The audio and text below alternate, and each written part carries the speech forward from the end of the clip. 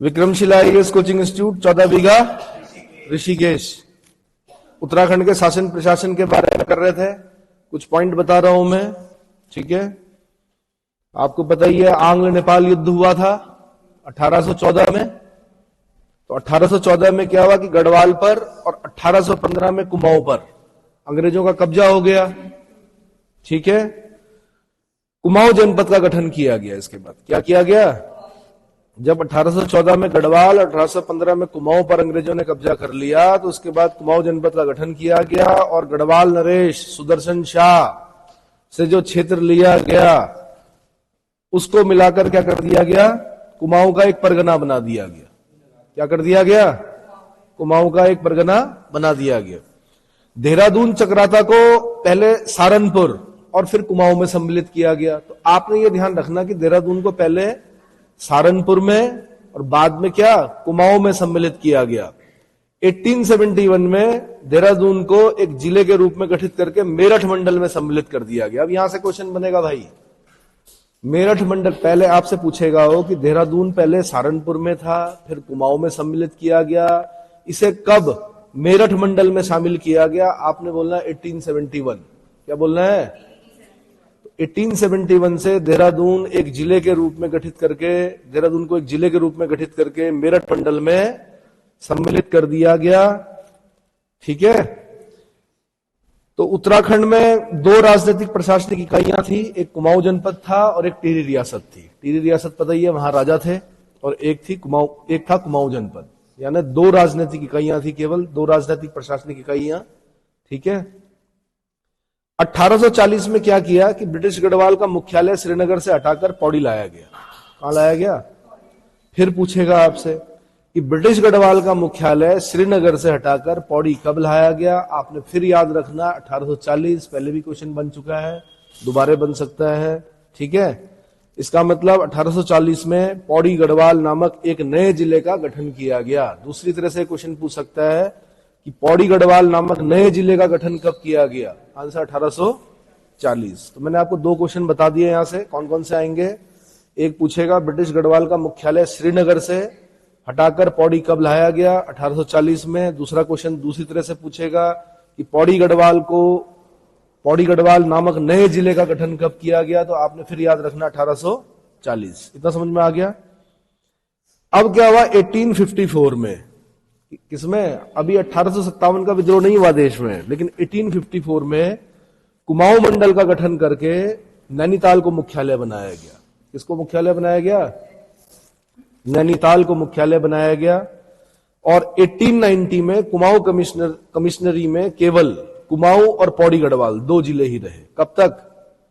1890 तक कुमाऊं कमिश्नरी में केवल दो जिले थे, एक था कुमाऊं और एक था पौड़ी गढ़वाल, है ना।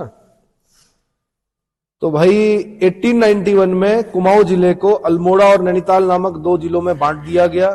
फिर पूछेगा क्वेश्चन, क्या पूछेगा? कुमाऊं जिले को, देखो 1890 तक आपको पता है, 1854 में क्या बताया मैंने आपको, कुमाऊं मंडल का गठन करके नैनीताल को मुख्यालय बनाया गया। यहां से एक क्वेश्चन पूछ सकता है कि नैनीताल को कब मुख्यालय बनाया? तब आपने बोलना 1854 में। 1854 में। बल्कि इसके साथ ये भी याद रखना कि 1854 में ही वुड डिस्पैच आया था। क्या आया था? वुड्स डिस्पैच आया था, जिसको भारत में अंग्रेजी शिक्षा का मैग्ना कार्टा कहते हैं। डलहौजी का टाइम था, ठीक है। तो डलहौजी के समय में 1854 में वुड का डिस्पैच, वुड्स डिस्पैच शिक्षा, अंग्रेजी शिक्षा का मैग्ना कार्टा। और 1854 में ही नैनीताल को क्या किया गया? मुख्यालय बनाया गया। समझ में आ गया इतना? फिर क्या किया गया? अब यहां से 1854 से लेके 1890 तक कुमाऊं कमिश्नरी में केवल कुमाऊं और पौड़ी, ये दो ही जिले रहे। कौन कौन से दो जिले? कुमाऊं और पौड़ी। अब पूछेगा आपसे कि अल्मोड़ा और नैनीताल नामक दो जिले, जो कुमाऊं जिला है, उसको अल्मोड़ा और नैनीताल नामक दो जिलों में कब बांटा गया? तो आपने बोलना 1891 में। कब? 1891 में। और ये 1 अगस्त 1949 तक कुमाऊं मंडल में केवल 3 जिले रहे। एक पौड़ी रहा, एक अल्मोड़ा रहा और एक नैनीताल रहा। और एक रियासत रही, कौन सी? टिहरी रियासत, जहां पे कि राजा थे, ठीक है। तो कुल मिला के मैंने कहा 1 अगस्त 1949 तक कुमाऊं मंडल में केवल 3 जिले पौड़ी, अल्मोड़ा, नैनीताल और एक टिहरी रियासत, ठीक है, जहां पे कि राजा थे वो थी बस। 1 अगस्त 1949 को टिहरी रियासत को कुमाऊं मंडल के चौथे जिले के रूप में सम्मिलित करके टिहरी गढ़वाल नाम दिया गया। क्या दिया गया? यानी पहले तो रियासत बोलते थे हम, अब पौड़ी, अल्मोड़ा, नैनीताल और टिहरी, अब क्या हो गए? 4 जिले हो गए। किसमें किसमें भाई? कुमाऊं मंडल में चौथा जिला आ गया टिहरी रियासत, ठीक है, तो टिहरी गढ़वाल नाम दिया गया इसको। तो अब 4 जिले हो गए कुमाऊं मंडल में। तो समझ में आ गया। 1960 में टिहरी जिले से काटा गया उत्तरकाशी, पौड़ी जिले से काटा गया चमोली और अल्मोड़ा से काटा गया पिथौरागढ़। अब आपसे क्वेश्चन पूछेगा उत्तरकाशी, चमोली और पिथौरागढ़ नामक नए जिलों का गठन कब हुआ? आपने आंसर देना है 1960। 1900। एक क्वेश्चन पूछेगा उत्तरकाशी किससे अलग हुआ? आपने बोलना टिहरी से। साथ में मैप को देखते रहिए भाई। उत्तरकाशी किससे हुआ अलग? आंसर टिहरी से। फिर पूछेगा चमोली किससे अलग हुआ? तो आपने बोलना पौड़ी से। चमोली किससे अलग हुआ? पौड़ी से। और पिथौरागढ़ किससे अलग हुआ? आंसर अल्मोड़ा से। अब ध्यान रखना कि ऊपर के 3 जिले जो हैं, जो कि चीन से टच करते हैं, कौन कौन से? उत्तरकाशी, चमोली, पिथौरागढ़, ये तीनों के 3 जिले जो हैं, ये कब बने हैं? 1960 में बने हैं। कब बने हैं? 1960 में बने हैं। यहां से क्वेश्चन पूछेगा, या फिर ये पूछेगा कि किस किस से टूटे। ये मैंने बता दिया आपको, बार बार सुनते रहिए, याद होता रहेगा, ठीक है। 1969 में गढ़वाल मंडल गठित करके एक नया मंडल बन गया। पहले कुमाऊं बोलते थे हम, एक ही मंडल था कुमाऊं मंडल। अब क्या हुआ? गढ़वाल मंडल गठित हुआ। गढ़वाल मंडल गठित करके पौड़ी को गढ़वाल मंडल का मुख्यालय बनाया गया। जब गढ़वाल मंडल बना तो उसका मुख्यालय कहां बना? पौड़ी बना, ठीक है। टिहरी, पौड़ी, चमोली, उत्तरकाशी को कुमाऊं मंडल से निकालकर क्या कर दिया गया? गढ़वाल मंडल में रख दिया गया। किसमें रखा गया? गढ़वाल मंडल में रख दिया गया। और नैनीताल, अल्मोड़ा, पिथौरागढ़ ये किसमें रह गए? कुमाऊं मंडल में रह गए। तो भाई किसी जमाने में कुमाऊं मंडल में 3 जिले थे खाली, कौन कौन से? नैनीताल, अल्मोड़ा, पिथौरागढ़। और गढ़वाल मंडल में कौन कौन से जिले थे? टिहरी, पौड़ी, चमोली, उत्तरकाशी। टिहरी, पौड़ी, चमोली, उत्तरकाशी। उसके बाद क्या हुआ? 1975 में देहरादून को मेरठ मंडल से हटाकर, अभी देखो देहरादून मेरठ मंडल में कब तक रहा? 1975 तक रहा। कब तक रहा? 1871 में चला गया था मेरठ मंडल में देहरादून। कब? 104 साल तक यहीं रहा हो। 1871 में अगर 104 जोड़ेंगे हम तो कितना होगा? 1975 होगा। यानी 104 साल तक देहरादून किस मंडल में रहा? मेरठ मंडल में रहा। अब 1975 में देहरादून को मेरठ मंडल से हटा दिया गया और गढ़वाल मंडल में सम्मिलित कर दिया गया। समझ में आया? मंडल समझते हैं ना? मंडल बड़ा प्रशासनिक क्षेत्र होता है। जैसे उत्तराखंड में 2 ही मंडल हैं अभी, गढ़वाल मंडल, कुमाऊं मंडल। तो अब ऐसे ही मैंने कहा कभी देहरादून मेरठ मंडल का था। किसका था? 1975 में उसको मेरठ मंडल से हटाकर गढ़वाल मंडल में सम्मिलित कर दिया गया।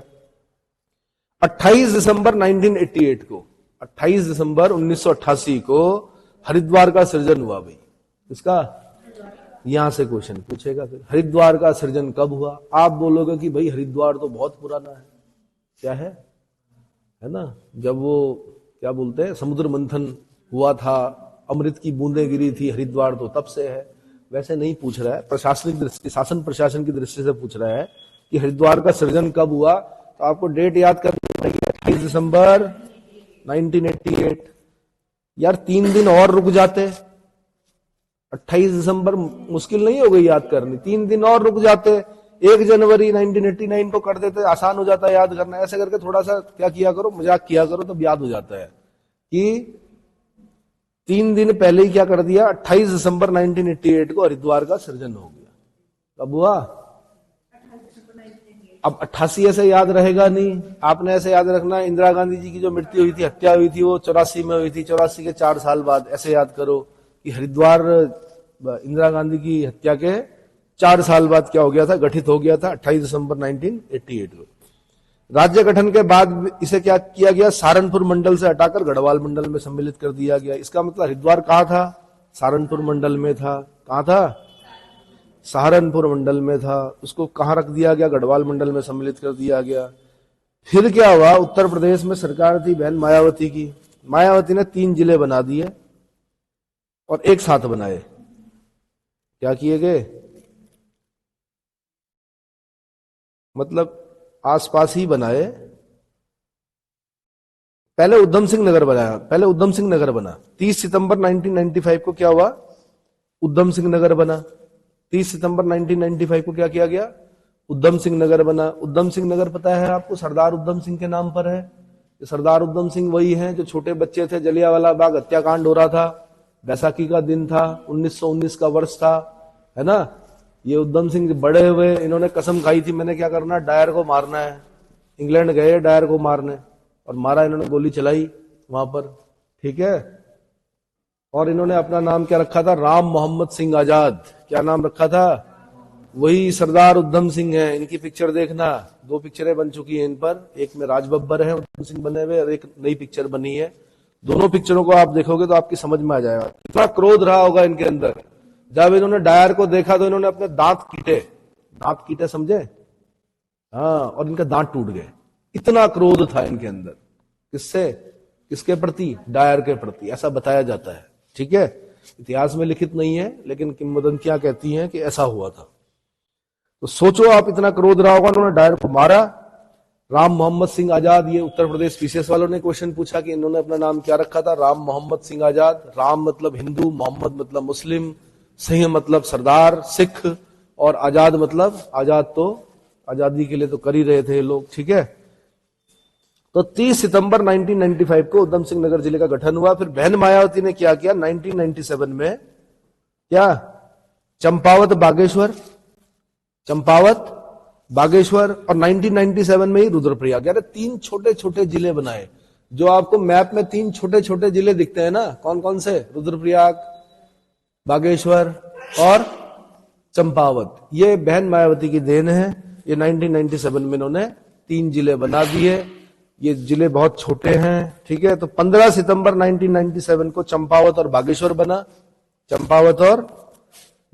बना, और 16 सितंबर 1997 को रुद्रप्रयाग जिले का गठन हुआ। अब भैया जो जहां का है, माना कोई रुद्रप्रयाग से है, क्या है?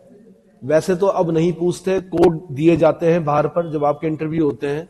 माना आप पीसीएस का इंटरव्यू दे रहे हैं, ठीक है, तो कोड दिए जाते हैं। पर पहले ऐसा होता था, पहले पूछते थे, हाँ भाई क्या नाम है, अपने बारे में बताइए। अब ऐसा कुछ नहीं पूछते हैं। इससे क्या होता है? पार्शियलिटी आ सकती है। हो सकता है कोई मेंबर क्या हो, आप ही के जिले का हो, आपको थोड़ा सा 2-4 नंबर 5 नंबर ज्यादा दे दे, तो अब कुछ पता नहीं होता कौन कहां का है। कोड होते हैं।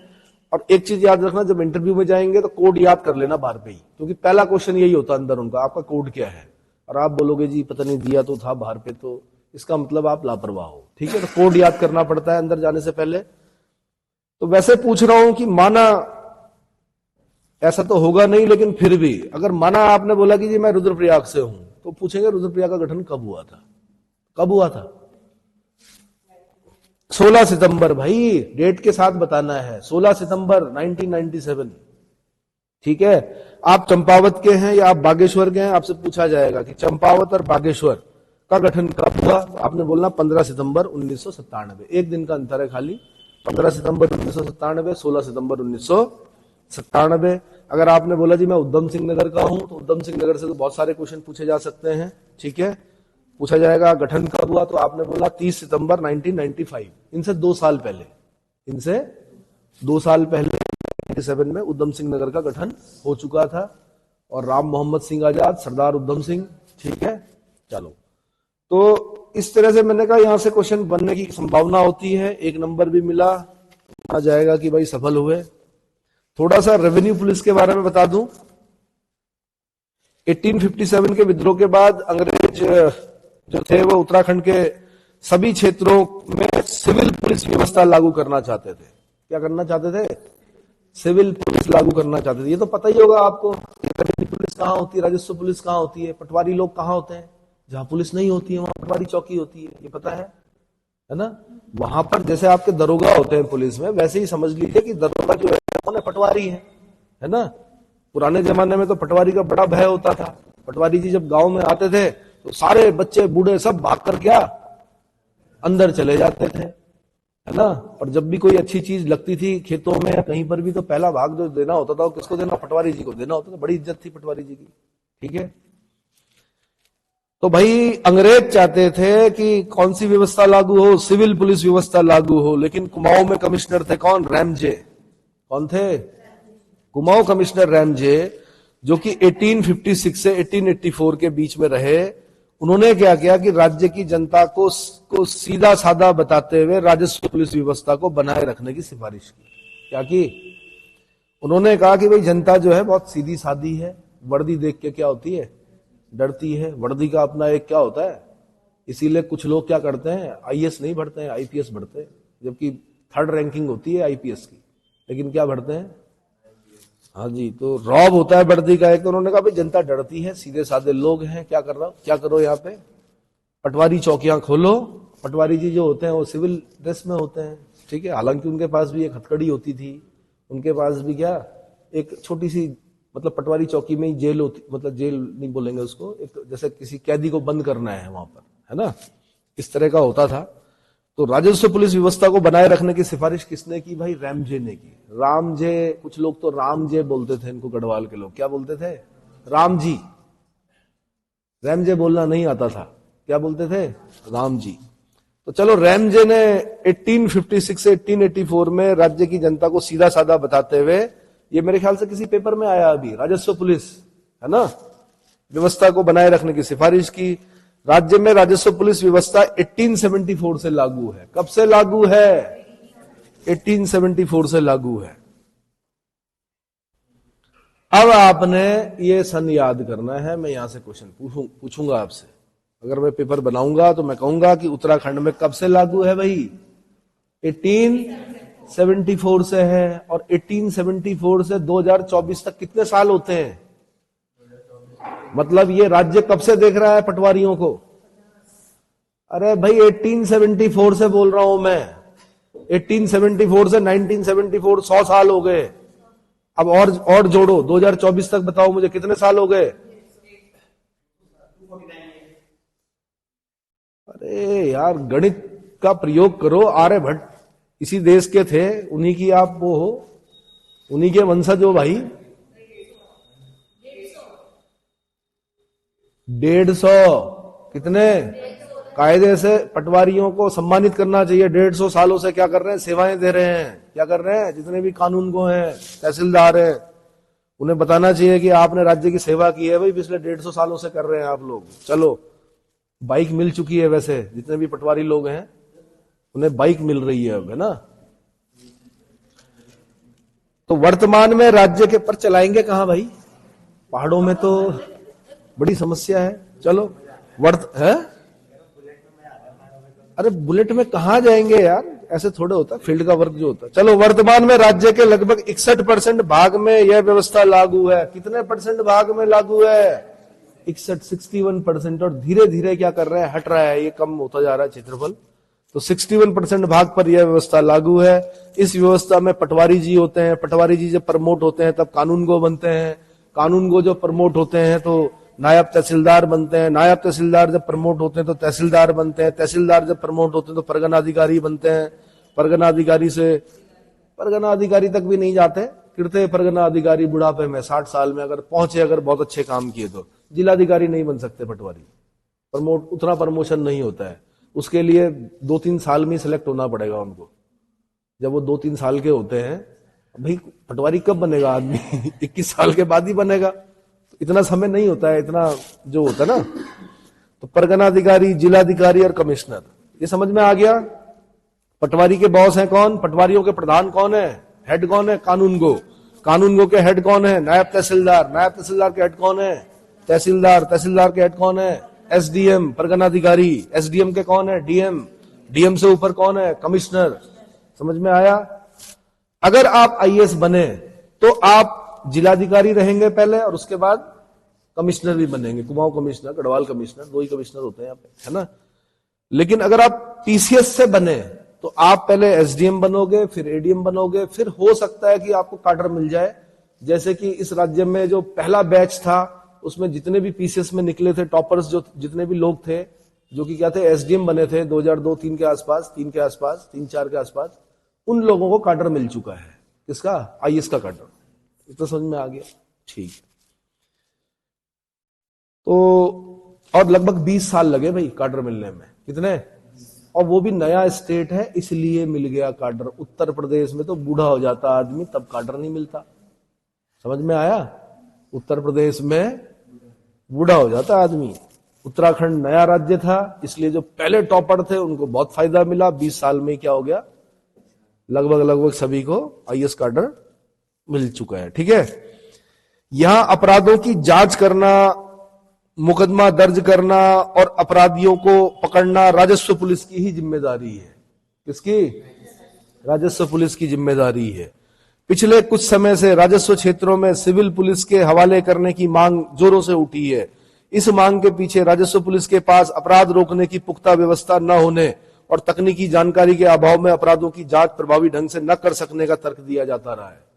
ठीक है। जब भी हम बोलते हैं, कुछ घटनाएं हुई हैं अभी हाल ही में, आपको भी पता है ना, उत्तराखंड की बेटी कौन, अंकिता भंडारी हत्याकांड हुआ, उसमें दोष लगाए गए राजस्व पुलिस पर। लेकिन मैं ये बता दूं कि उनकी ट्रेनिंग इस प्रकार की होती नहीं कि उनको वो सबूत इकट्ठा कर सके और क्या कर सके। मैं पैरवी नहीं कर रहा हूं, पर मैं बता रहा हूं कि वास्तव में ट्रेनिंग नहीं है। तो इसलिए बोला जा रहा है भाई सिविल पुलिस के नियंत्रण में लेके आओ। किसको? पुलिस की जो कार्य करने की शैली है वो अलग होती है, राजस्व पुलिस की कार्य करने की शैली जो होती है वो अलग होती है। ठीक है। पुलिस के पास और भी संसाधन होते हैं, जितने भी मतलब एविडेंस जो इकट्ठे करने होते हैं, वो उनके पास कौन सी टीम होती है? फॉरेंसिक टीम होती है, फॉरेंसिक की सहायता लेते हैं और बहुत सारी चीजें। तो न्याय नहीं मिल पाया इस राज्य में कई लोगों को। एक ही घटना नहीं बता रहा हूं मैं, कई घटनाएं बता रहा हूं जहां पर न्याय नहीं मिला है। इसलिए बोला जा रहा है कि भाई क्या करो, सिविल पुलिस के नीचे लेके आओ क्षेत्रों को। ठीक है।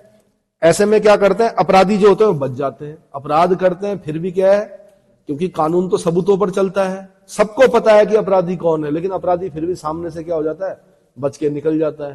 तो ये दिक्कतें हैं। ठीक है। तो अभाव में अपराधों की जांच प्रभावी ढंग से न कर सकने का तर्क दिया जाता रहा है। अंग्रेजी शासन काल में कुमाऊं में 19 परगने थे और 125 पट्टियां थी। कितनी? 125 पट्टियां थी। पटवारी क्षेत्र जिनको बोलते हैं, पट्टियां मतलब पटवारी क्षेत्र। जबकि गढ़वाल में 11 परगने थे और 86 पट्टियां थी। पटवारी क्षेत्र कितने थे? 86। मैं यहां से क्वेश्चन पूछता कि अंग्रेजी शासन काल में कुमाऊं में कितने परगने थे, गढ़वाल में कितने परगने थे? तो कुमाऊं में 19 परगने थे, गढ़वाल में 11 परगने थे। कितने? 11 परगने थे। मैं पूछता कुमाऊं में कितनी पट्टियां थी, तो 125 पट्टियां थी। गढ़वाल में कितनी पट्टियां थी, तो 86 पट्टियां थी। कितनी? तो या तो मैं कुमाऊं का अलग करके पूछता या गढ़वाल का अलग करके पूछता। मैं से पूछता कुमाऊं में कितने परगने, अंग्रेजी शासन काल में कुमाऊं में कितने परगने, कितनी पट्टियां थी? 19 परगने, 125 पट्टियां थी। गढ़वाल में कितने परगने, कितनी पट्टियां थी? 11 परगने और 86 पट्टियां थी। इतना समझ में आ गया? ठीक है। अब आज हमें करना है भाई, मैं आगे बढ़ के आपको बता रहा हूं, विधानमंडल के बारे में समझा रहा हूं मैं आपको। विधानमंडल किसके बारे में? विधानमंडल। तो विधानमंडल का आपको पता ही है, संसद हो, विधानमंडल हो, पहला कार्य जो होता है विधि निर्माण होता है। क्या होता है? कभी कभी ऐसा भी क्वेश्चन पूछा गया, बेरक का है। विधानमंडल का जो पहला कार्य होता है वो क्या होता है? विधि निर्माण होता है। क्या होता है? विधि निर्माण होता है। इतना समझ में आ गया? ठीक है। तो राज्य के विधि निर्माण के लिए विधानमंडल की व्यवस्था की गई है उत्तराखंड में भी।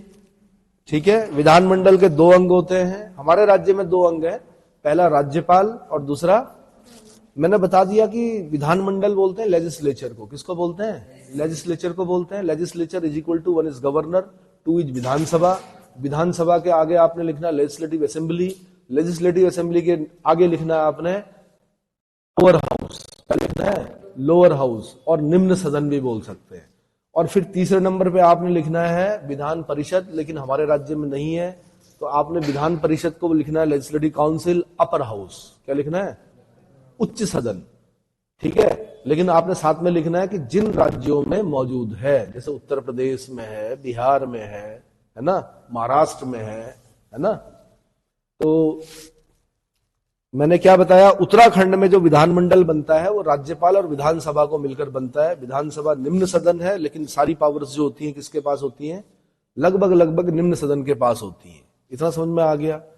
विधान परिषद क्यों नहीं बनी, क्योंकि छोटा राज्य है। विधान परिषद कहां होती है, बड़े राज्यों में होती है।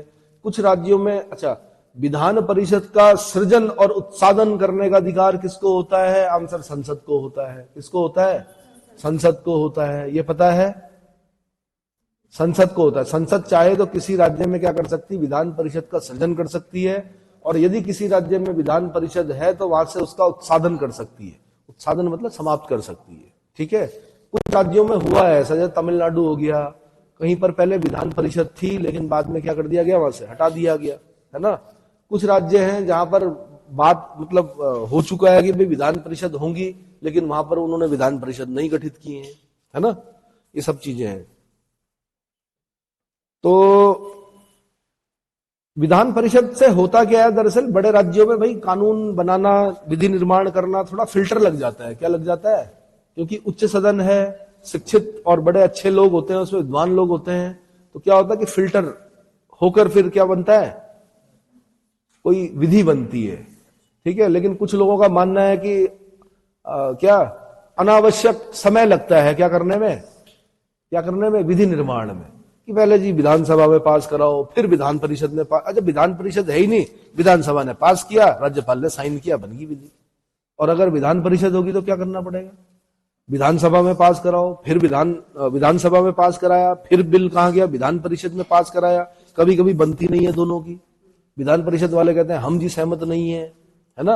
अनावश्यक रूप से क्या होती, देरी होती है।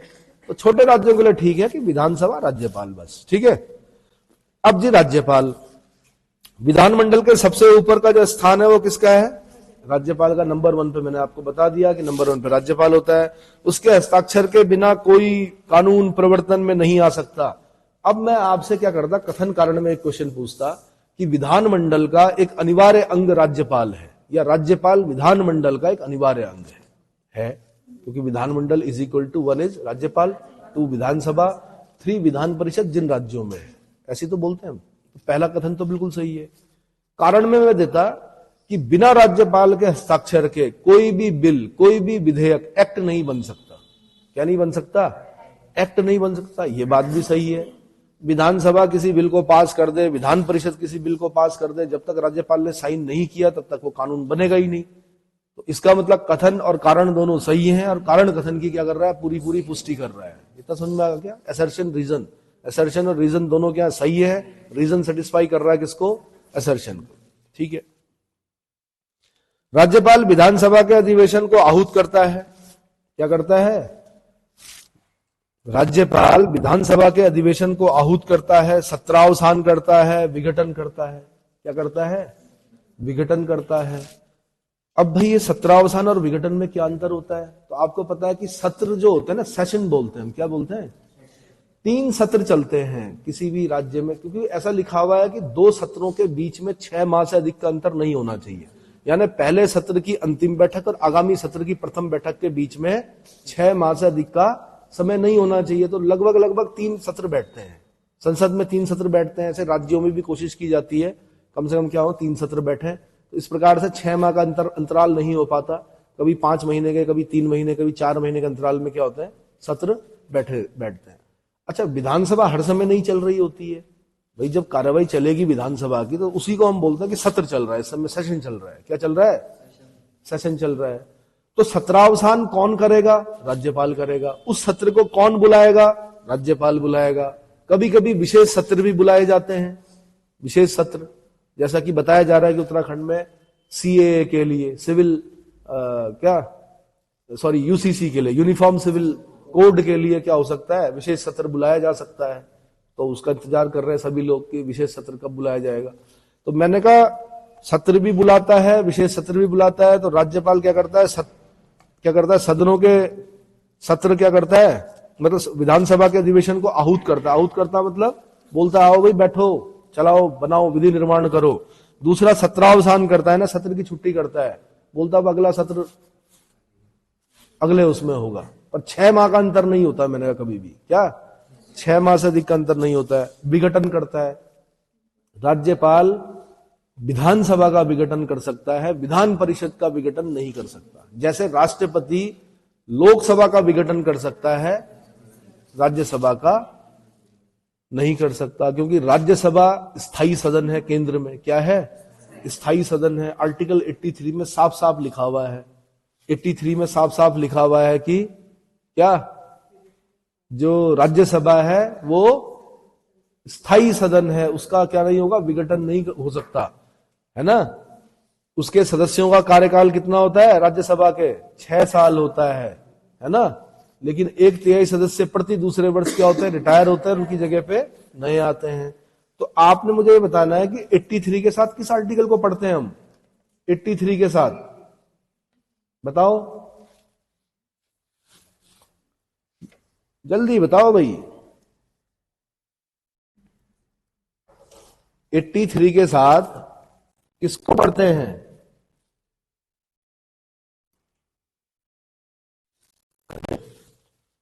आपको बोला था मैंने आर्टिकल याद कीजिए सबसे पहले। अगर आपको कॉन्स्टिट्यूशन पे कमांड करनी है तो सबसे पहले क्या करना पड़ेगा, आपको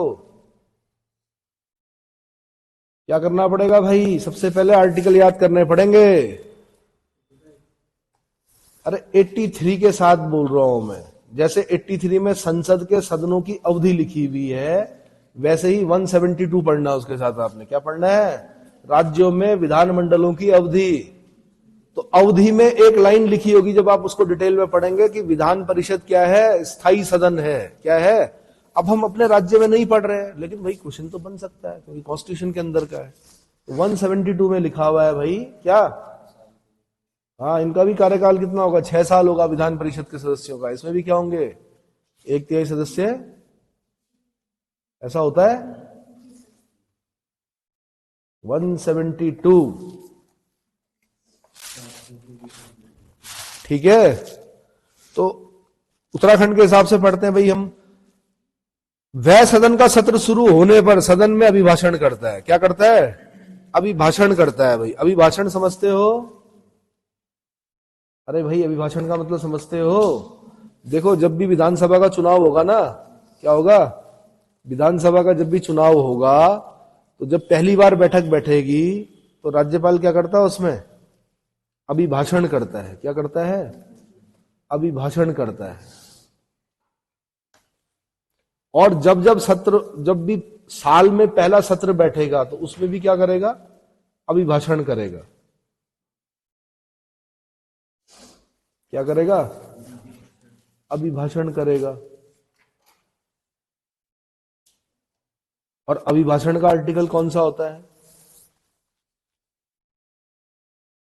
176। क्या होता है, एक होता है विशेष अभिभाषण, 175 और 176 को एक साथ पढ़ना है आपने। सदन या सदनों में अभिभाषण करने का और उनको संदेश भेजने का राज्यपाल का अधिकार आर्टिकल 175 में है। और आर्टिकल 176 में क्या है, राज्यपाल का विशेष अभिभाषण है। क्या है, राज्यपाल का विशेष अभिभाषण है, ठीक है। आर्टिकल याद करने का तरीका क्या होता है, आपने क्या करना है, 86 को भाई केंद्र में क्या होता है, राष्ट्रपति करता है। तो 86 में राष्ट्रपति क्या करता है, राष्ट्रपति का सदनों में अभिभाषण का, उनको संदेश भेजने का अधिकार किसमें दे रखा है, 86 में। 86 को पढ़ना है आपने किसके साथ, 175 के साथ। राज्यपाल का सदन या सदनों में अभिभाषण करने का और उनको संदेश भेजने का अधिकार।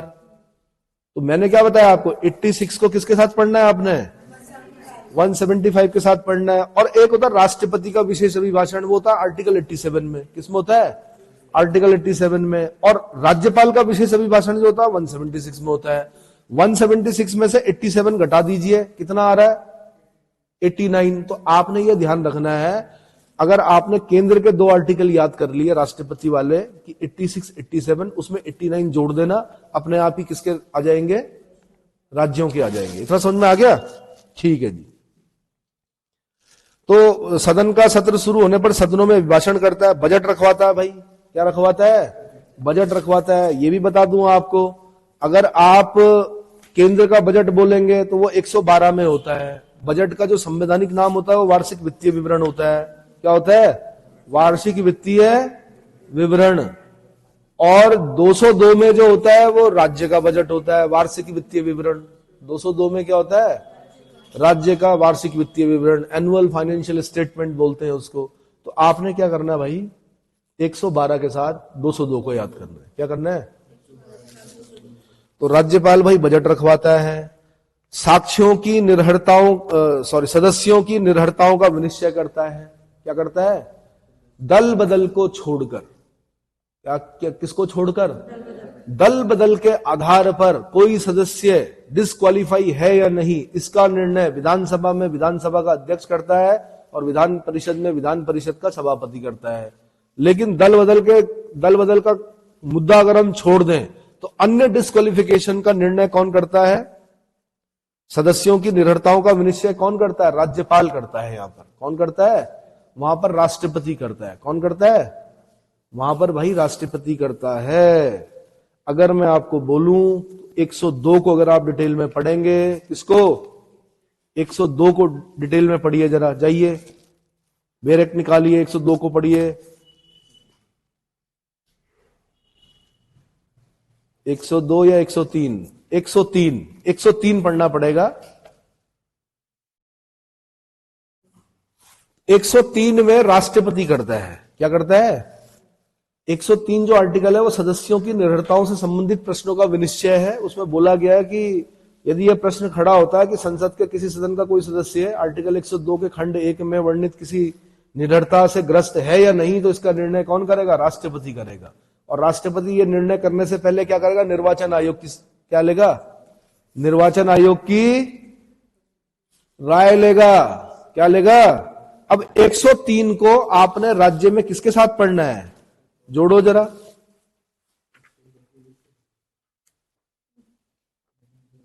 एक 103 को किसके साथ पढ़ोगे? अरे भाई, इसीलिए बोलता हूं आर्टिकल याद करो, उससे क्या होगा? किसके साथ पढ़ेंगे भाई? बोलो जल्दी।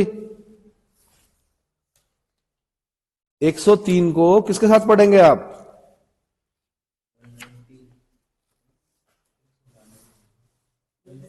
एक 103 को बोल रहा हूं मैं। 192।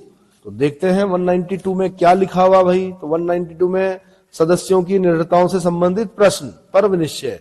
यदि यह प्रश्न खड़ा हो जाता है कि राज्य विधानमंडल का कोई सदस्य आर्टिकल 191(1) में वर्णित निर्भरता से ग्रस्त है या नहीं, तो इसका निर्णय कौन करेगा? राज्यपाल करेगा। कौन करेगा? राज्यपाल करेगा। और राज्यपाल ऐसा निर्णय करने से पहले किसकी राय मांगेगा? यहां पे फंसाऊंगा मैं जब क्वेश्चन दूंगा आपको। मैं क्या करूंगा? पहला ऑप्शन दूंगा निर्वाचन आयोग, जो देश का निर्वाचन आयोग होता है, और दूसरा ऑप्शन मैं दूंगा क्या? राज्य निर्वाचन आयोग। अब क्या दोगे आप आंसर? आपने निर्वाचन आयोग देना है आंसर। क्या? अरे भाई, इलेक्शन कमीशन ऑफ इंडिया। किससे राय मांगेगा राज्यपाल? इलेक्शन कमीशन ऑफ इंडिया से मांगेगा। राज्य निर्वाचन आयोग मत कर देना। राज्य निर्वाचन आयोग क्या करता है? पंचायतों और नगर पालिकाओं के इलेक्शन कराता है। क्या कराता है? जो देश का निर्वाचन आयोग है वो राष्ट्रपति का इलेक्शन कराता है, उपराष्ट्रपति का कराता है, लोकसभा का कराता है, राज्यसभा का कराता है, आपका विधानसभा का कराता है, विधान परिषदों का जो कराता है वो देश का निर्वाचन आयोग कराता है हमेशा। राज्य निर्वाचन आयोग सिर्फ पंचायतों और नगर पालिकाओं का इलेक्शन कराता है। इतना समझ में आ गया? तो इसलिए राज्यपाल जब डिस्क्वालिफिकेशन के संबंध में पूछेगा आर्टिकल 192 के तहत, तो किससे पूछेगा? देश के निर्वाचन आयोग से पूछेगा। इतना समझ में आया कि नहीं आया? तो मैं ये बताना चाह रहा हूं कि राज्यपाल क्या करता है? सदस्यों की निर्भरताओं का विनिश्चय करता है। अगर कोई सदस्य डिस्क्वालीफाई है या नहीं, तो इसका निर्णय कौन करेगा? कौन करेगा? राज्यों में राज्यपाल करेगा।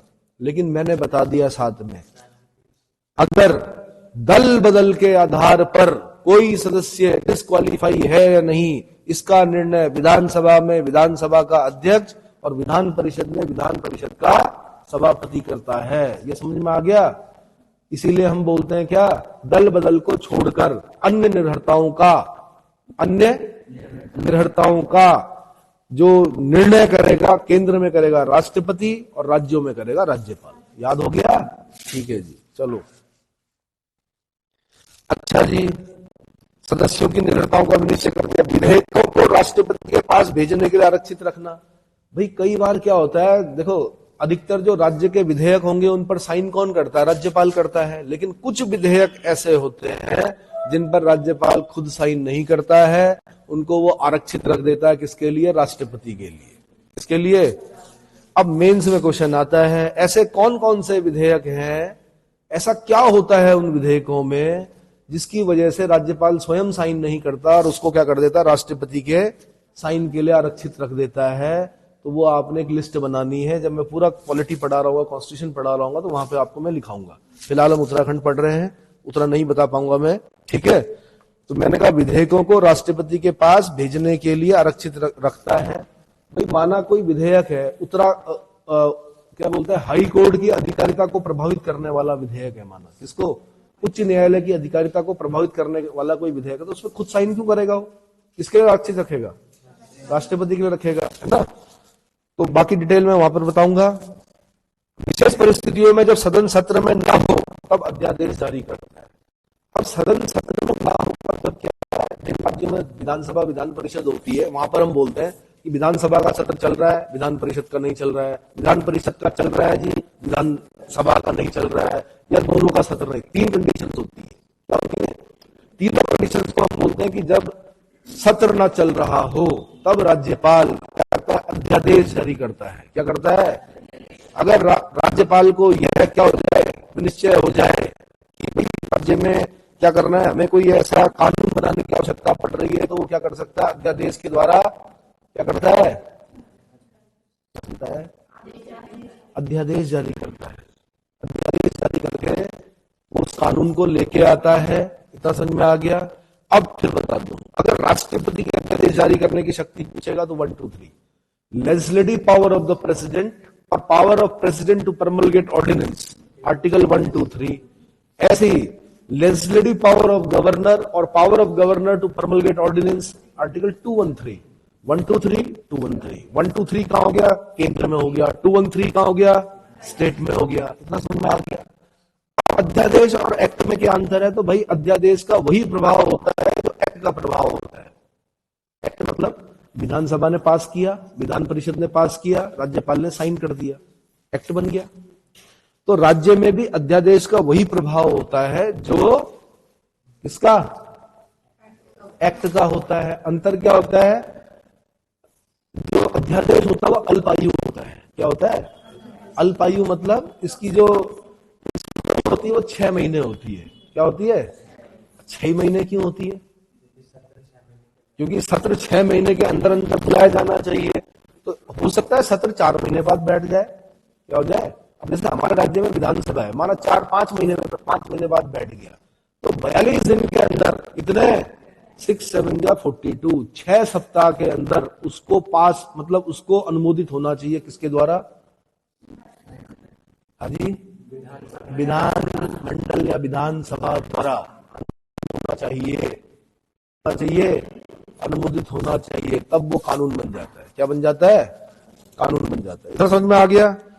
तो विशेष परिस्थितियों में जब सत्र न चल रहा हो तो अध्यादेश जारी किया कौन? गवर्नर। और अध्यादेश जारी करने की जो शक्ति है गवर्नर की वो किस आर्टिकल में है? 213।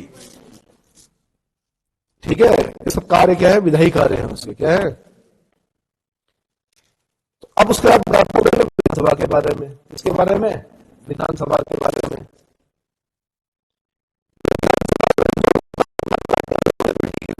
होता है, 170 होता है। क्या कहा गया 170 में? भाई भैया लोगों ने बेर एक्ट खरीद के घर में रखी होगा, छोटा संविधान है, इसको सारा ज्ञान के अंदर है। जिसको संविधान आ गया समझ लो सब आ गया। समझ में आया? सब आ गया मतलब पॉलिटी समझ में आ जाएगी उसके। अगर आपके बेर एक्ट समझ में आ गया तो आर्टिकल आपने क्या करना है, 170 के तहत क्या होता है? विधानसभा का गठन होता है। भाई क्या होता है? विधानसभाओं की संरचना, यानी composition of the legislative assembly, है ना। अब देखो आर्टिकल 333 था एक पहले ना, उसके साथ पढ़ते थे इसको। किसको? 170 को।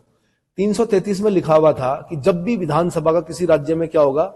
इलेक्शन होगा, है ना, और उसमें एक भी एंग्लो इंडियन जीत के नहीं आएगा तो उस राज्य का राज्यपाल एक एंग्लो इंडियन को नॉमिनेट करेगा। इस प्रथा को मोदी जी ने कर दिया खत्म। क्या कर दिया? बड़े नए नए काम कर रहे हैं भाई प्रधानमंत्री आपके, है ना, हमारे आपके। और ये सही भी किया, क्योंकि पूरे देश में जो एंग्लो इंडियंस है उनकी संख्या 1000 भी नहीं थी, और हर राज्य की विधानसभा में एक एंग्लो इंडियन, यानी 28 एंग्लो इंडियन वहां बैठे हुए, 2 एंग्लो इंडियन आर्टिकल 331 से कहां बैठे हुए? लोकसभा में बैठे हुए। अरे भैया क्या मतलब है? किसका प्रतिनिधित्व कर रहे हो आप? 1000 लोगों से कम लोगों का प्रतिनिधित्व कर रहे हो। तो आर्टिकल 331 और आर्टिकल 333 को तो कर दिया मोदी जी ने, मोदी सरकार ने समाप्त कर दिया, और ये ठीक किया। हम भी चाह रहे थे बहुत समय से कि ये क्या हो जाए, समाप्त हो जाए। कहां तो लाखों पर एक प्रतिनिधि बैठता है, हजारों पर कितने प्रतिनिधि बैठे हुए थे? 28 राज्यों में 28 प्रतिनिधि और 2 लोकसभा में बैठे हुए थे। 28 और 2 30 प्रतिनिधि, और 100 से कम मेरे ख्याल से 500 600 800 के आसपास होंगे एंग्लो इंडियन। क्या मतलब था? तो पहले 333 के साथ पढ़ते थे, अब 333 पढ़ने की जरूरत नहीं है। 331 333 दोनों खत्म। 331 बोलता था लोकसभा में 2 एंग्लो इंडियन राष्ट्रपति नॉमिनेट करेगा, और राज्यों में राज्यपाल एक एंग्लो इंडियन को नॉमिनेट करेंगे। पहले क्वेश्चन बनते भी थे कि उत्तराखंड में जी एक एंग्लो इंडियन कौन है? 70+1 है ना विधानसभा में, वो एंग्लो इंडियन का नाम याद करना पड़ता था। आप लोग भाग्यशाली हो कि वो आपको याद नहीं करना पड़ेगा। ठीक है, चलो जी। तो 170 के तहत राज्य में वयस्क मतदाताओं द्वारा, अब भाई वयस्क मतदाता कौन होते हैं? जिनकी उम्र कितनी होती है? 18 साल होती है। पहले होती थी 21 साल। राजीव गांधी के समय में 61वां संविधान संशोधन हुआ, बोला गया भाई 21 साल नहीं 18 साल। कंप्यूटर लेके आए हम, 18 साल वाला भी तो वोट देगा, है ना। तो जो वयस्कता की आयु है, 61वां संविधान संशोधन याद करना है, और बोलना है आपने कि 21 साल से घटाकर 18 साल कर दी गई। राज्य के जितने भी वयस्क मतदाता होते हैं उनके द्वारा चुने गए सदस्यों द्वारा होता है। जैसे हमारे यहाँ 70 सीटें हैं उत्तराखंड में, 70 सीटों पर क्या होते हैं? इलेक्शन होते हैं। 18 साल से ऊपर के जो भी बच्चे मतलब युवा होते हैं, वो क्या करते हैं? वोट करते हैं। जिन्होंने अपना वोटर आईडी कार्ड नहीं बनाया है, कृपया अपना वोटर आईडी कार्ड तुरंत बना दे। इलेक्शन वाले दिन जिसके नेल पर इंक नहीं होगी, समझ लो वो इंस्टीट्यूट से बाहर है। कारण यह है कि पढ़े लिखे लोग वोट नहीं करेंगे तो कौन करेगा भाई, है ना। और दूसरा क्वेश्चन कि वो जो इंक होती है वो क्या होती है? ढूंढो, क्वेश्चन बना हुआ। हटती नहीं ना भाई, कई दिनों तक हटती नहीं है। उस इंक का आपने केमिकल नेम बताना मेरे को। ठीक है जी। तो वयस्क मतदाताओं द्वारा चुने गए सदस्यों द्वारा होता है। इसके अनुच्छेद के तहत यह भी व्यवस्था है कि किसी भी राज्य की विधानसभा में अधिक से अधिक 500 और 60 से कम लोग नहीं होंगे। क्या नहीं होंगे भाई? सिल्वर नाइट्रेट होता है भाई। क्या होता है? सिल्वर नाइट्रेट होता है।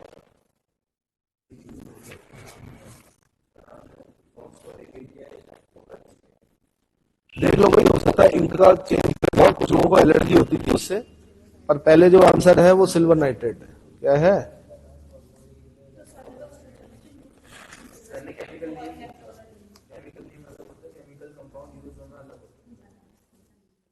वैसा नाम बता दो, सिल्वर नाइट्रेट का नाम बता दो। सिल्वर नाइट्रेट ही होता है। क्या बोलेंगे उसको? एजी अग्निहोत्री है? अग्निहोत्री ना, AgNO3। हाँ ठीक है भाई। मैं आपको ये बताना चाह रहा हूं कि किसी भी राज्य की विधानसभा हो, वहां पर क्या नहीं होता है? 60 से कम नहीं हो सकते, 60 से कम नहीं हो सकते, और 500 से ज्यादा नहीं हो सकते। क्या नहीं हो सकते? बातें मत कीजिए भाई। 60 से कम नहीं हो सकते और 500 से ज्यादा नहीं हो सकते। किस आर्टिकल में लिखा हुआ?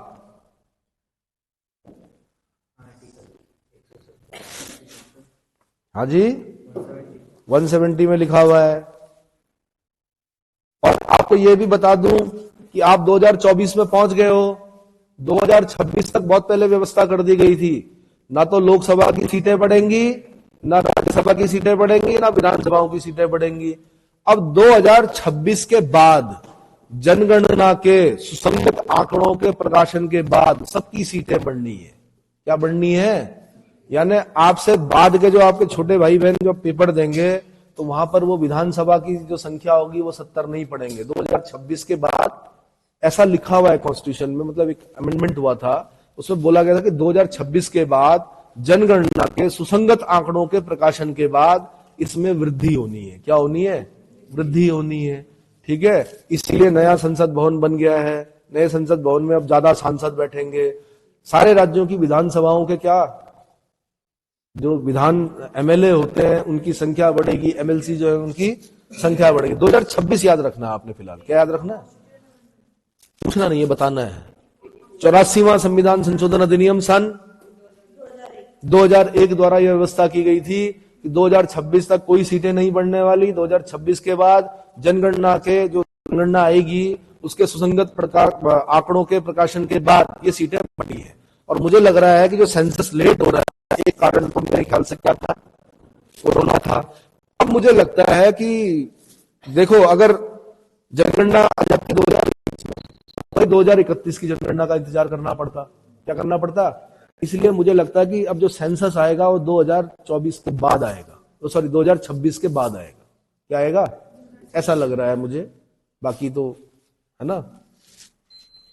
तो क्या करेंगे? तुरंत सीटें बढ़ा दी जाएंगी। क्या कर दी जाएंगी? बेरोजगारों की सीटें बढ़ी ना बढ़े, लेकिन सांसदों की और विधायकों की सीटें बढ़नी है, ये मान के चलना आप। चलो, तो भाई मैंने कहा 500 से, किसी भी राज्य में 500 से ज्यादा नहीं हो सकते और किसी भी राज्य में 60 से कम नहीं हो सकते। लेकिन कई ऐसे एग्जाम्पल हमारे पास हैं कि जैसे हम पुदुचेरी की विधानसभा पढ़ते हैं, जैसे कि हम सिक्किम की विधानसभा पढ़ते हैं, जैसे कि अन्य राज्यों की नॉर्थ ईस्ट की विधानसभाओं के पढ़ते हैं, वहां 60 से कम है। तो कॉन्स्टिट्यूशन में बोला जाता कि जो अगर माना कहीं पर क्या लिखा हुआ, वो लिखा हुआ है कि क्या कुछ कम है 60 से, तो उसको बोला था 60 पढ़ा जाए, माना जाए ऐसा कि 60 है, क्योंकि संख्या है ही नहीं तो 60 कैसे करेंगे? इतना समझ में आ गया। तो किसी राज्य की विधानसभा में सबसे अधिक जो है वो 500 से ज्यादा नहीं हो सकते और 60 से, और इस आर्टिकल में संशोधन होना है। अब क्या होना है? क्योंकि 403 तो उत्तर प्रदेश में ऑलरेडी है। उत्तर प्रदेश की विधानसभा की जो सदस्य संख्या है, सबसे ज्यादा जो सदस्य संख्या होगा उत्तर प्रदेश में 403 सीटें हैं। तो वहां तो जब अब बढ़ेंगी तो 500 से कई ज्यादा होंगी वहां पर। क्या होंगी? जिस हिसाब से जनसंख्या बढ़ी है वहां पर, तो वहां पे 500 से ज्यादा होनी है। तो इसमें भी संशोधन करना पड़ेगा अभी सरकार को। ठीक है, चलो जी। विधानसभा का चुनाव, भाई विधानसभा क्षेत्रों के वयस्क यानी 18 वर्ष से ऊपर के मतदाताओं द्वारा प्रत्यक्ष किया जाता है। प्रत्यक्ष का मतलब जहां पे आप खुद वोट डालने जाते हो उसको प्रत्यक्ष बोलते हैं। जरूरी, हाँ, डायरेक्ट इलेक्शन, ठीक है। प्रत्यक्ष रूप से करते हो तो प्रत्यक्ष इलेक्शन किया जाता है। आर्टिकल 173 में विधानसभा की सदस्यता के लिए निर्धारित योग्यता वही है जो लोकसभा के लिए है, यानी भारत का नागरिक हो, 25 वर्ष की आयु पूरी कर चुका हो, है ना, लाभ का पद ना धारण करता हो, ये सारी चीजें हैं। ठीक है। और राज्यसभा के लिए क्या लिखा हुआ? राज्यसभा विधान परिषद के लिए एक जैसा है, 30 साल का हो, भारत का नागरिक हो, है ना। अरे भाई 30 साल, सुनो, अगर आपको प्रधान बनना है, कितने साल का बन सकता प्रधान? 21 वर्ष का बच्चा मतलब बालक बालिका बन सकते हैं। 21 साल अगर आपकी उम्र है आप प्रधान बन सकते हो। ठीक है। लेकिन आपको अगर एमएलए बनना है तो आपकी उम्र कितनी होनी चाहिए? 25। कितनी होनी चाहिए? 25। अगर आपको एमएलसी बनना है तो आपकी उम्र कितनी होनी चाहिए? 30। ऐसे ही अगर आपको एमपी बनना है, member of parliament, member of Lok Sabha बनना है तो 25, मेंबर ऑफ राज्यसभा बनना है तो 30, राष्ट्रपति बनना है, राज्यपाल बनना है तो 35। ठीक है। तो आप में से कोई भी राज्यपाल राष्ट्रपति बनने लायक नहीं है, मैं हूं। ठीक है, 35 वर्ष से ऊपर। चलो, आप में कई लोग अभी प्रधान बनने के लायक भी नहीं है क्योंकि 21 वर्ष चाहिए। अभी कई लोग 21 वर्ष को प्राप्त नहीं किए हो। ठीक है, बट सब 16 साल से ऊपर है भाई। ठीक है, नए नियम जो है 16 साल से नीचे वालों को कोचिंग नहीं दी जाएगी। सब 16 साल से ऊपर है, 18, 19, 20, और सब इंटर पास कर चुके हैं। ठीक है, चलो। तो आर्टिकल 173 में विधानसभा की सदस्य के लिए निर्धारित योग्यता वही है जो लोकसभा के लिए है। वह भारत का नागरिक हो, 25 वर्ष की आयु पूरी कर चुका हो, भारत सरकार या किसी राज्य सरकार के अधीन लाभ के पद पर कार्यरत न हो तथा संसद द्वारा बनाई गई विधि के अधीन राज्य विधानसभा के सदस्य चुने जाने के अयोग्य न हो। इतना समझ में आ गया? विधानसभा का सदस्य चुने जाने के बाद और पद ग्रहण करने से पूर्व राज्यपाल या उसके प्रतिनिधि के समक्ष उसे क्या लेनी पड़ती, शपथ लेनी पड़ती है। शपथ और प्रतिज्ञा, शपथ या प्रतिज्ञा लेनी पड़ती है, जो कि अनुसूची 3 में मिलती है। हमारे संविधान में 12 अनुसूचियां हैं, उसकी तीसरी अनुसूची ओथ एंड अफर्मेशन, शपथ और प्रतिज्ञा के प्रारूप, तो वहां पे बता रखा है कि कोई विधायक कैसी शपथ लेगा, पद और गोपनीयता की शपथ लेगा। क्या लेगा? ठीक है। तो आपने सुना होगा राज्यपाल दिलाते हैं शपथ। कौन दिलाते हैं? हमारे राज्य में राज्यपाल दिलाते हैं। जो मुख्यमंत्री होंगे उनको राज्यपाल दिलाएंगे। मुख्यमंत्री जो लिस्ट देंगे कि भाई ये मेरे मंत्री हैं, उनको भी कौन दिलाएंगे? राज्यपाल दिलाएंगे। ठीक है। अगर माना राज्यपाल ना हो तो फिर उनका प्रतिनिधि दिलाता है। कौन दिलाता है? बट राज्यपाल याद रखिए आप। विधानसभा का कार्यकाल 5 वर्ष का होता है भाई, किंतु राष्ट्रीय आपातकाल की घोषणा के प्रवर्तन की स्थिति में अगर 352 नेशनल इमरजेंसी लगी हुई है, तब विधानसभा की अवधि 1 वर्ष के लिए बढ़ाई जा सकती है, लेकिन इस प्रकार बढ़ाई गई अवधि आपातकाल के समाप्त होने के 6 महीने से अधिक समय तक जारी नहीं रह सकती। जब आपातकाल लगता है उस समय 1 साल के लिए बढ़ाई जा सकती है। ठीक है। विधानसभा का विघटन क्या 5 वर्ष पूरा होने से पूर्व किया जा सकता है? क्या किया जा सकता है? भाई गामी जी हैं हमारे, माना उन्हें लगता है कि विघटन करना है तो बोल सकते हैं राज्यपाल को कि जी विघटित कर दो। तो जो चुनाव होंगे फिर उन चुनाव को बोलते हैं मध्यावधि चुनाव। क्या बोलते हैं? चाहे वो 4 साल 3 महीने में विघटित कर दे, माना जैसे अटल बिहारी वाजपेयी जी ने किया था, पहले विघटित कर दी थी। तो जो चुनाव होते हैं उनको क्या बोलते हैं? मध्यावधि चुनाव। मध्यावधि का मतलब 2.5 वर्ष नहीं होता है। 4 साल भी आपने कार्यकाल कर दिया, आपको लगा कि यार हमारे जीतने के पूरे पूरे चांसेस हैं, इस समय माहौल बड़ा क्या है, राममयी है, और इस समय क्या है कि दोबारा कौन इंतजार करे, फिर बाद में पता नहीं क्या होता है, तो क्या कर दो? विघटित कर दो। तो प्रधानमंत्री राष्ट्रपति से बोल के विघटित करवा सकते हैं और मुख्यमंत्री राज्यपाल से बोल के विघटित करवाकर दोबारा इलेक्शन करवाएंगे। ऐसे इलेक्शन को क्या बोलते हैं? मध्यावधि चुनाव। हाँ, अगर किसी विधायक या किसी सांसद की मृत्यु हो जाती है, उसकी जगह पर जो चुनाव होता है उसको बोलते हैं उपचुनाव। क्या बोलते हैं? ये भी ध्यान रखना। हाँ, डिग्रियां लेने से नहीं होगा खाली। तो भाई 5 वर्ष पूरा होने से पूर्व भी किया जा सकता है विघटन। अच्छा, विधान परिषद का नहीं कर सकते विघटन, तो स्थायी सदन है। चलो, इसका विघटन मंत्री परिषद की सलाह पर राज्यपाल द्वारा किया जाता है। मंत्री परिषद का प्रधान कौन होता है? मुख्यमंत्री होता है। राज्य मंत्री परिषद का प्रधान कौन होगा? मुख्यमंत्री। मुख्यमंत्री बोलेंगे मंत्री परिषद की सलाह से राज्यपाल को। राज्य में राष्ट्रपति शासन लागू होने की स्थिति में विधानसभा को विघटित किया जा सकता है। अब मैंने आपको बताया 356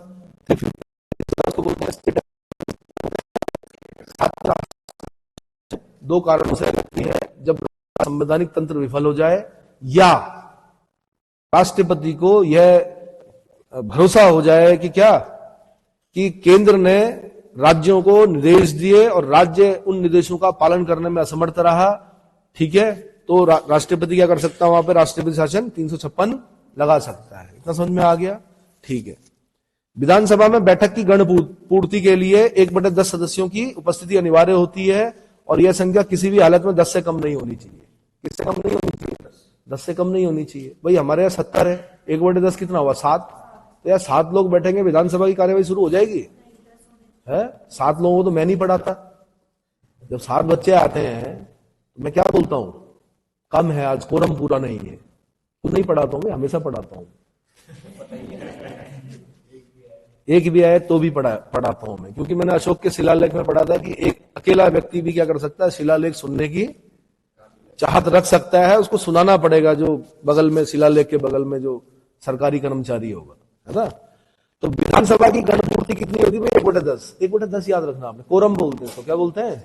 लेकिन किसी भी हाल में 10 से कम नहीं होना चाहिए। किसी भी हाल में 10 से कम नहीं होना चाहिए। विधानसभा का सत्र वर्ष में कम से कम 2 बार आहूत किया जाना चाहिए। अब 2 बार क्यों? क्योंकि 6 माह से अधिक का अंतर नहीं होना चाहिए। प्रथम सत्र की अंतिम बैठक और आगामी सत्र की प्रथम बैठक के बीच में 6 माह से अधिक का अंतराल नहीं होना चाहिए। विशेष परिस्थितियों में विधानसभा का विशेष सत्र भी राज्यपाल द्वारा बुलाया जा सकता है, और उसके उदाहरण हो सकता है आपको कुछ दिनों में देखने को मिल जाए। राज्यपाल जी क्या करेंगे? हो सकता है विशेष सत्र बुलाए। ठीक है। संविधान के आर्टिकल 178 के अनुसार विधानसभा के सदस्य अपने में से किसी एक सदस्य को अध्यक्ष और दूसरे को उपाध्यक्ष चुन लेते हैं। क्या करते हैं? कौन है विधानसभा अध्यक्ष आपके उत्तराखंड के? हाँ जी, मैडम ऋतु खंडूड़ी। मैडम ऋतु खंदूड़ी, ठीक है, किनकी? जनरल मोहन चंद खंदूड़ी जी की बेटी हैं, वो विधानसभा अध्यक्ष है। उपाध्यक्ष कौन है आपकी? उपाध्यक्ष कौन है? बस। राज्यपाल कौन है? उनके रैंक के साथ बोले, सम्मान के साथ, महामहिम। हाँ जी, retired lieutenant general, lieutenant colonel, lieutenant general Gurmeet Singh ji, महामहिम। क्या बोलना है आपने? महामहिम, ठीक है। एक बालिका से इंटरव्यू में पूछा गया, देश में कितनी महिला मुख्यमंत्री हैं? उन्होंने कहा कि क्या नाम है, दीदी का नाम क्या है?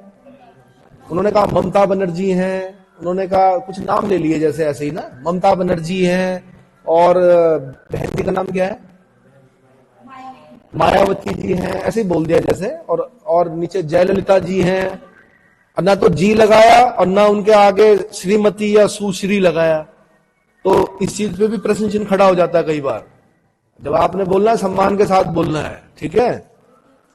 चलिए जी, तो संविधान के अनुच्छेद 168 के तहत विधान, हाँ, रघुनाथ सिंह चौहान जी हैं, ठीक है। आर्टिकल 178 के अनुसार विधानसभा के सदस्य अपने में से किसी एक सदस्य को अध्यक्ष, एक को उपाध्यक्ष चुन लेते हैं। विधानसभा भंग होने पर अध्यक्ष अगली नवनिर्वाचित विधानसभा के प्रथम अधिवेशन तक अपने पद पर बना रहता है। ये ध्यान रखना, विधानसभा विघटित हो जाएगी, सब लोग को त्याग पत्र देना पड़ता है, लेकिन विधानसभा अध्यक्ष जो होता है, जब तक अगली विधानसभा का पहला सत्र नहीं बैठा, जब तक प्रोटेम स्पीकर ने गद्दी नहीं संभाली, तब तक क्या करेगा विधानसभा अध्यक्ष? विधानसभा अध्यक्ष रहता है। ये समझ में आया? माना विधानसभा विघटित हो गई, क्या हो गई? विघटित हो गई, सबको त्याग पत्र, सबने त्याग पत्र दे दिया, सबकी सदस्यता समाप्त हो गई, लेकिन विधानसभा अध्यक्ष की सदस्यता समाप्त तब तक नहीं होती है जब तक अगली सरकार नहीं बनती है, विधानसभा का पहला सत्र नहीं बैठता है, ठीक है। उस दिन तक विधानसभा अध्यक्ष रहता है।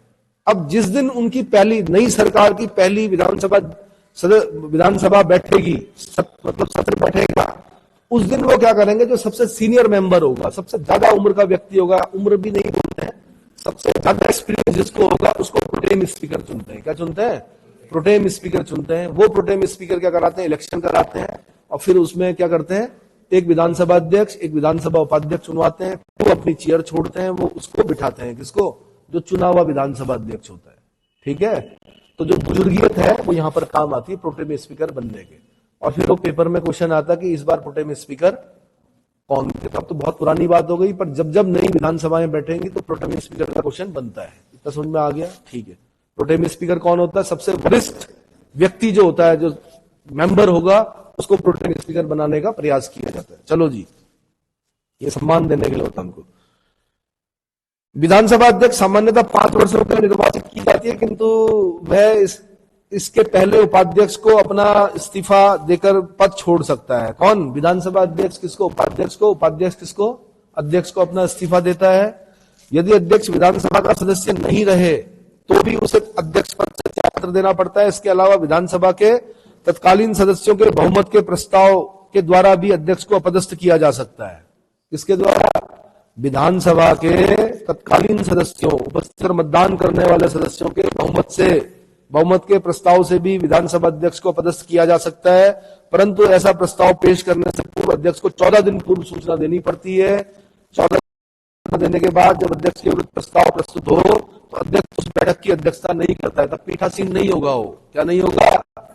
सब कॉन्स्टिट्यूशन में लिखा हुआ है कि जब विधानसभा अध्यक्ष के विरुद्ध क्या चल रहा है, कार्रवाई चल रही है सदन में, तब वो अपनी पीठ पर नहीं बैठेगा।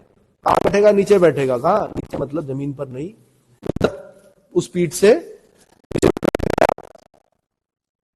वो भाग, तो वो क्या करेगा? मतदान देने का अधिकार होगा उसको। क्या होगा?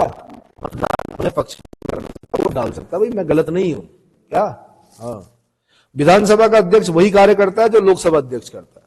अब क्या करता है इतना बोलने तो होगा नहीं, तो वो क्योंकि पॉलिटी में पढ़ना हमने, वो वहां पे पढ़ाऊंगा मैं, ठीक है।